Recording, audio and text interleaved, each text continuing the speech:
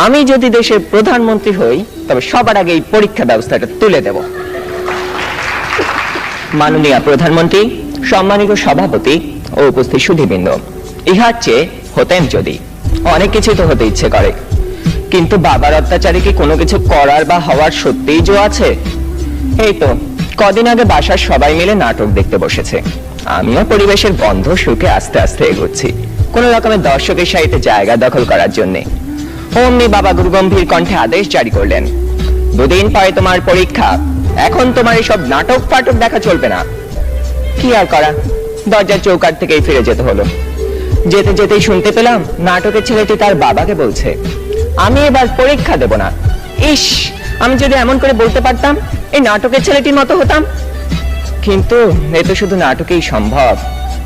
আবার স্কুলের কথাই ধরুন না কেন, সব সময় পরীক্ষা লেগেই আছে। ক্লাস টেস্ট, সাপ্তাহিক, মাসিক, টার্ম, এবং আমাদের স্কুলে আরো একটি পরীক্ষা আছে, পপ টেস্ট। অর্থাৎ বলা নেই কওয়া নেই, স্যার ম্যাডাম ক্লাসে এসে দুম করে বললেন, তোমাদের পরীক্ষা নেব। কি জ্বালা, এমনিতেই পরীক্ষার ভয় বাঁচি না, তা আবার এই পপ টেস্টের ভয় রাত দিন কাঁটা হয়ে থাকতে হয়।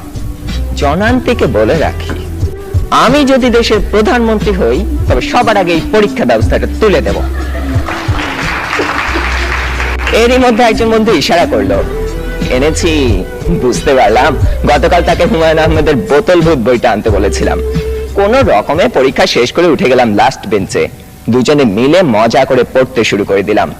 গল্পে আছে হুমায়ুন ভূত পুষে, তা আবার বোতলে করে পকেটে রাখে, সে ভূতের খাবার চাঁদের আলো।